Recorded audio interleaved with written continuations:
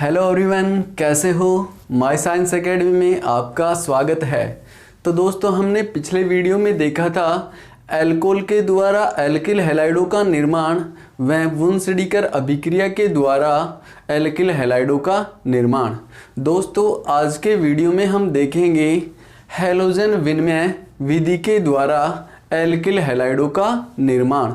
तो दोस्तों, सबसे पहले तो हैलोजन विनिमय होता क्या है। हैलोजन विनिमय का मतलब होता है हैलोजन का आदान प्रदान। कहने का मतलब हमें एक एल्किल हैलाइड से दूसरे एल्किल हैलाइड का निर्माण करना है। उस विधि को ही हम कहते हैं दोस्तों हैलोजन विनिमय विधि। इस विधि में हम पढ़ेंगे दोस्तों फिंकले-स्टाइन अभिक्रिया।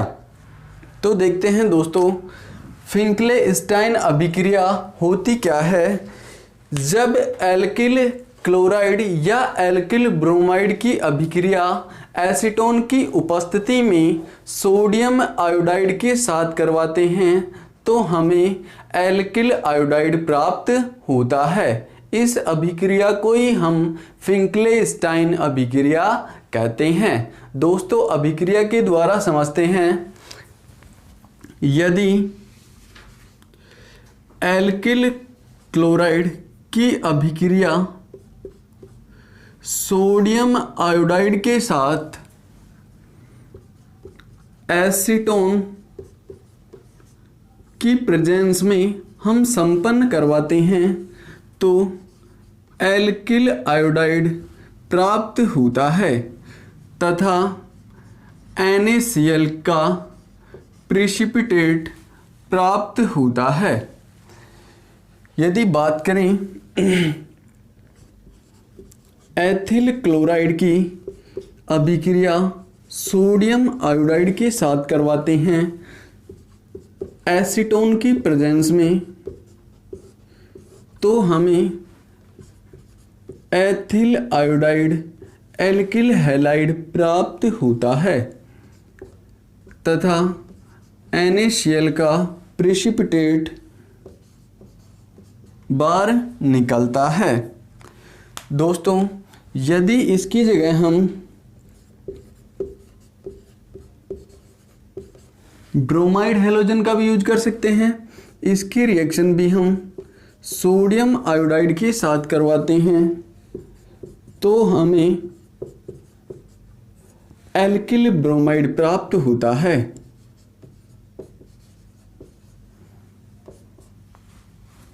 एल्किल आयोडाइड प्राप्त होता है, वह सोडियम ब्रोमाइड की PPT बनती है। तो ये थी दोस्तों हमारी फिंकले-स्टाइन अभिक्रिया। यदि हम बात करें दोस्तों, ये जो C2H5Br है, यह सोडियम आयोडाइड है। यहाँ पर एसिडोन की वर्किंग क्या है दोस्तों, इधर देखिएगा। यदि हम बात करें इस रिएक्शन की C2H5 iodide plus NaBr acetone, या सेकेंड रिएक्शन की बात करें C2H5 आयोडाइड NaCl एसीटोन।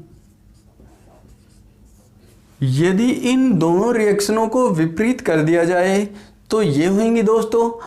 अब देखते हैं कि ये अभिक्रिया संपन्न होती है या नहीं। यदि आपको दोस्तों एग्जाम में ऐसी अभिक्रिया दिखाई दे तो ये अभिक्रिया संपन्न नहीं होती हैं। क्यों नहीं होती हैं दोस्तों, इसका रीजन समझते हैं।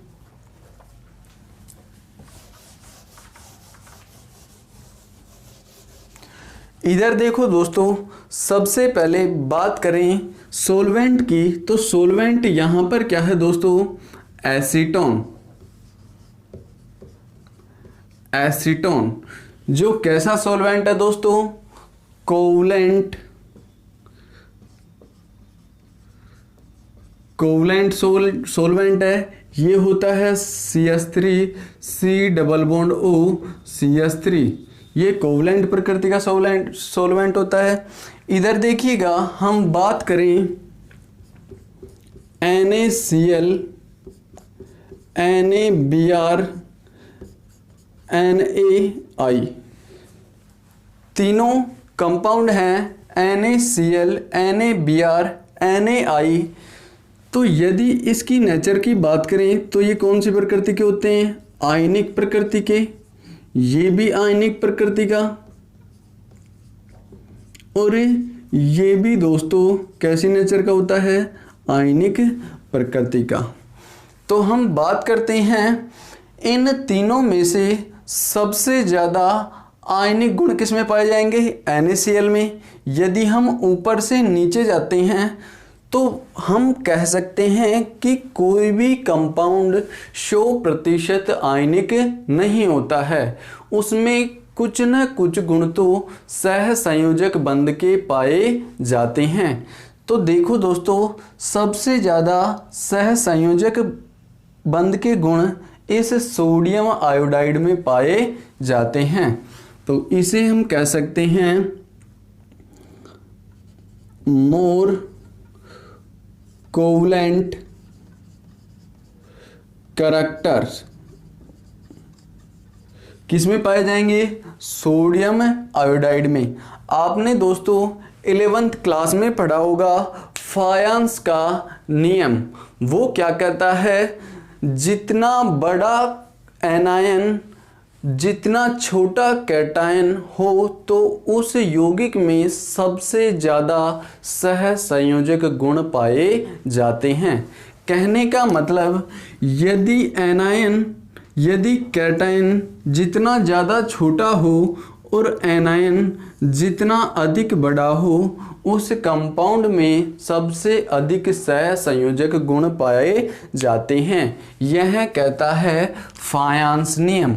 तो हम कह सकते हैं इस आयोडाइड का आकार क्या है? क्लोरीन व ब्रोमीन की तुलना में अधिक है। तो हम कह सकते हैं कि इस सोडियम आयोडाइड में अधिक सहसंयोजक गुण पाए जाते हैं। इसीलिए सोडियम आयोडाइड सोलविट हो जाती है या विलयशील हो जाती है। किसमें? एसीटोन में विलय हो जाती है। यदि हम बात करें, ये जो सोडियम आयोडाइड है, जैसे ही एसीटोन में विलय होती है तो ये I- व Na+ के रूप में टूट जाती है, आयनों के रूप में टूट जाती है। और ये आयोडाइड नेगेटिव इस एथिल के साथ जुड़कर अभिक्रिया संपन्न कर देता है और हमें क्या प्राप्त होता है? एल्किल आयोडाइड प्राप्त होता है। जबकि इन दोनों में आयनिक कैरेक्टर अधिक होने के कारण ये एसीटोन में विलयशील नहीं हो पाते हैं, वह आयनों के रूप में भी नहीं टूटते हैं। इसलिए ये दोनों अभिक्रियाएं संपन्न नहीं होती हैं। दोस्तों, यहाँ तक क्लियर है दोस्तों? इसके बाद देखते हैं हम दोस्तों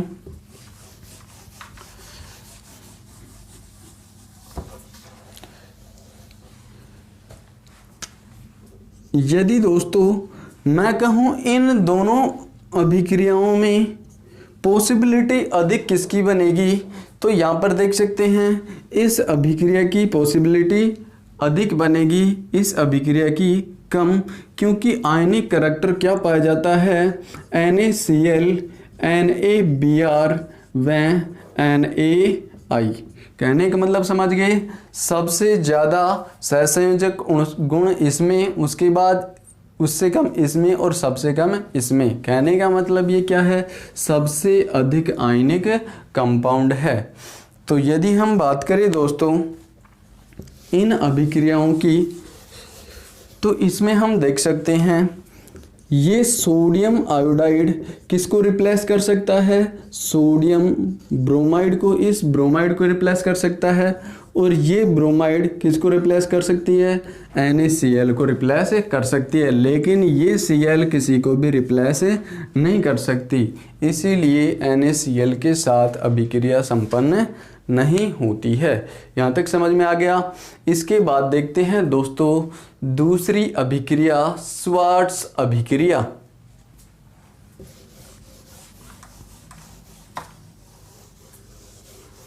तो दोस्तों सेकंड अपनी अभिक्रिया है श्वार्ट्ज अभिक्रिया।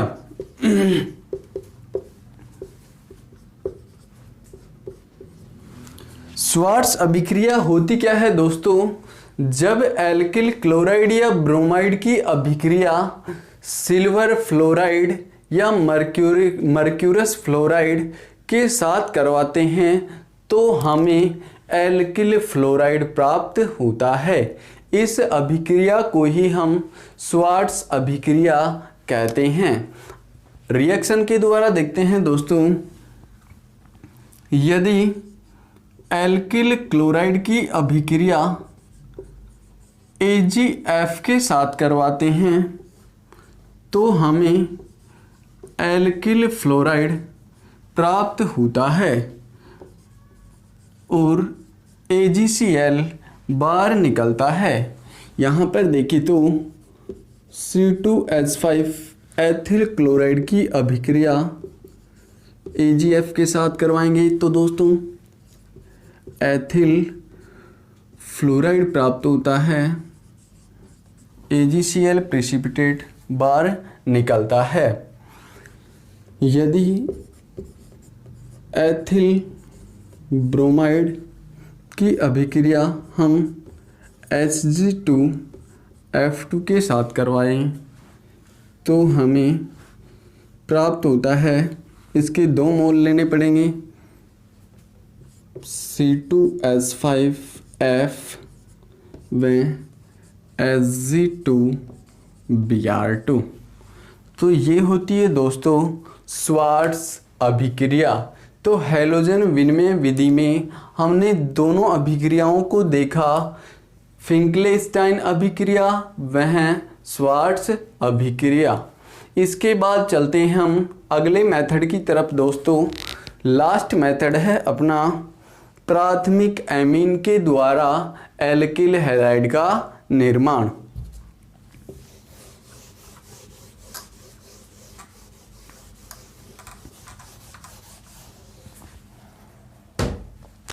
लास्ट मेथड है दोस्तों अपना प्राथमिक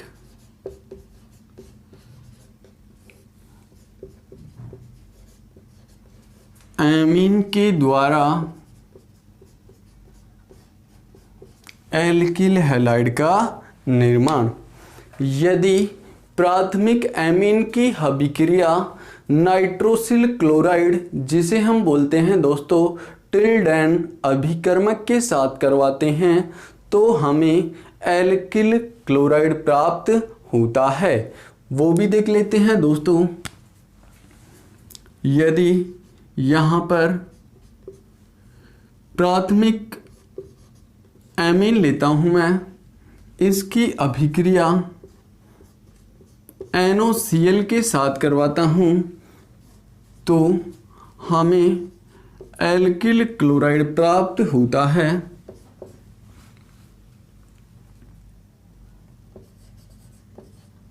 वह N2 गैस बाहर निकलती है। यदि देखें दोस्तों यहाँ पर R की जगह मैं कोई एल्काइल ग्रुप ले लूँ C2H5, ये हो गया हमारा प्राथमिक एमीन। इसके बाद इसकी रिएक्शन करवाऊँ मैं, ये होता है नाइट्रोसिल क्लोराइड।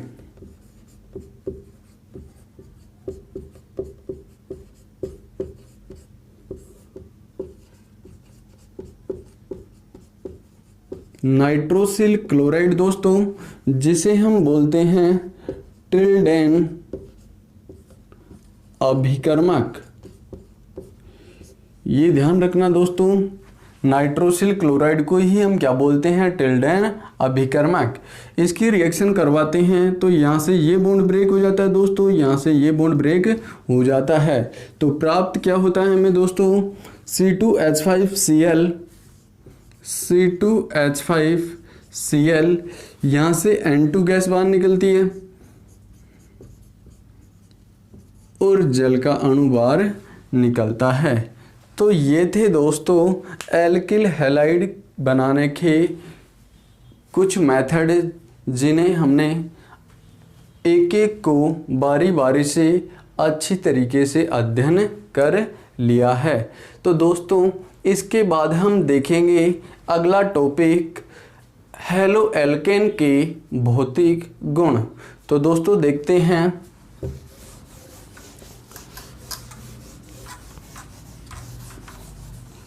यहाँ पर अगला टॉपिक है हमारा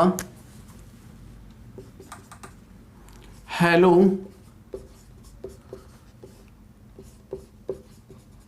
एल्केनों के भौतिक गुण। यदि हम हैलो एल्केनों के भौतिक गुणों की बात करें तो दोस्तों जनरल सी काफ़ी सारे भौतिक गुण प्रेजेंट करते हैं हैलो एल्केन। जैसे बात करें, अधिकांश हैलो एल्केन रंगहीन होते हैं, लेकिन यदि हम आयोडाइड में ब्रोमाइड की बात करें तो ये प्रकाश की उपस्थिति में पीले दिखाई देते हैं। यदि हम बात करें एल्किल हैलाइड होते हैं, वो जनरली, यदि हम बात करें एल्किल हैलाइड होते हैं, ये जनरली जल में अविलयशील होते हैं दोस्तों, अविलयशील होते हैं, जबकि कार्बनिक विलायकों में ये विलयशील होते हैं दोस्तों। कहने का मतलब कार्बनिक विलायकों में ये विलयशील होते हैं। यदि बात करें इनकी अवस्थाओं की तो दोस्तों कार्बन 1 व कार्बन 2, कहने का मतलब मैथिल क्लोराइड या एथिल क्लोराइड, ये जनरल निम्न कार्बन वाले एल्किल हैलाइड होते हैं। ये तो गैस अवस्था में पाए जाते हैं दोस्तों, जबकि उच्च कार्बन वाले एल्किल हैलाइड द्रव व ठोस अवस्था में पाए जाते हैं। सभी एल्किल हैलाइड ध्रुवीय प्रकृति के होते हैं दोस्तों, जिसके कारण यदि हम बात करें एल्किल हैलाइड ध्रुवीय नेचर के होते हैं, प्रकृति कैसी होती है इनकी, ध्रुवीय होती है। इसी कारण इनका क्वथनांक समान अणुभार वाले हाइड्रोकार्बनों की तुलना में अधिक होता है। यदि बात